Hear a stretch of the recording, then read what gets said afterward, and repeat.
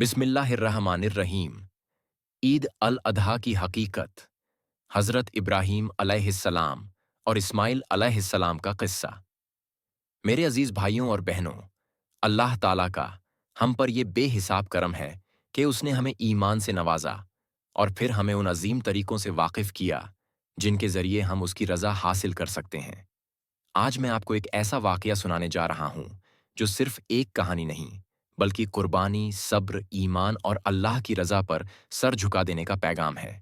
یہ واقعہ ہے حضرت ابراہیم علیہ السلام اور ان کے فرزند حضرت اسماعیل علیہ السلام کا، اور اسی واقعے کی یاد میں ہم ہر سال عید الاضحیٰ پر جانور کی قربانی کرتے ہیں۔ حضرت ابراہیم علیہ السلام ایک اللہ کے نیک اور فرما بردار نبی تھے۔ انہوں نے پوری زندگی توحید یعنی صرف ایک اللہ کی بندگی کا پیغام پھیلایا، لیکن ایک آرزو تھی جو بہت عرصے سے ان کے دل میں تھی کہ اللہ انہیں ایک نیک اولاد عطا فرمائے۔ قرآن میں اللہ فرماتا ہے، رب ہب لی من الصالحین، اے میرے رب مجھے نیک اولاد عطا فرما۔ سورہ الصافات 37:100۔ اللہ نے ان کی دعا قبول کی اور انہیں ایک فرزند عطا فرمایا۔ ابراہیم علیہ السلام وہ اولاد جسے پانے کے لیے سالوں دعا کی تھی۔ جب وہ تھوڑے بڑے ہوئے اور ان کے ساتھ چلنے پھرنے لگے تو اللہ نے ابراہیم علیہ السلام کو ایک بے حد سخت امتحان میں ڈالا۔ قرآن میں اللہ فرماتا ہے، فَلَمَّا بَلَغَ مَعَهُ السَّعْيَ قَالَ يَا بُنَيَّ إِنِّي أَرَىٰ فِي الْمَنَامِ أَنِّي أَذْبَحُكَ فَانظُرْ مَاذَا تَرَىٰ۔ جب وہ اسماعیل ان کے ساتھ چلنے پھرنے کی عمر کو پہنچے تو ابراہیم نے کہا، بیٹے میں خواب میں دیکھتا ہوں کہ میں تمہیں ذبح کر رہا ہوں، تو تم کیا رائے رکھتے ہو؟ سورہ الصافات 37:102۔ سوچئے بھائیوں، کیسا دل ہوگا اس باپ کا جسے اپنی آنکھوں سے وہ خواب دیکھنے کو ملے، اپنی سب سے پیاری چیز کو اللہ کی راہ میں قربان کرنے کا حکم۔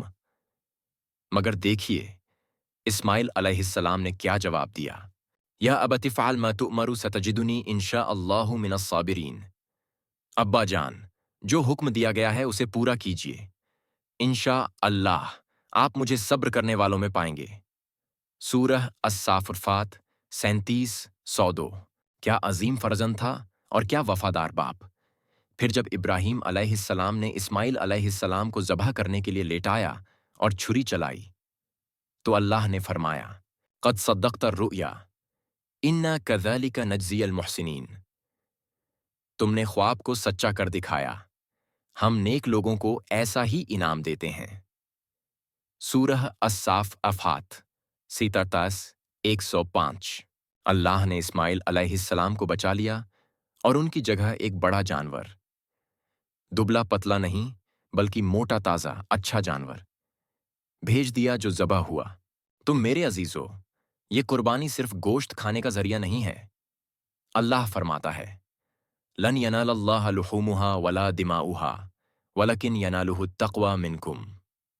نہ تو اللہ کو ان کے گوشت پہنچتے ہیں اور نہ ان کا خون، بلکہ اسے تمہارا تقوی، خدا ترضی اور نیک نیت پہنچتی ہے۔ سورہ الحج 22:67۔ اس لیے ہم جو قربانی کرتے ہیں وہ حضرت ابراہیم علیہ السلام اور اسماعیل علیہ السلام کے اس صبر، اس اطاعت اور اس ایمان کی یاد ہے۔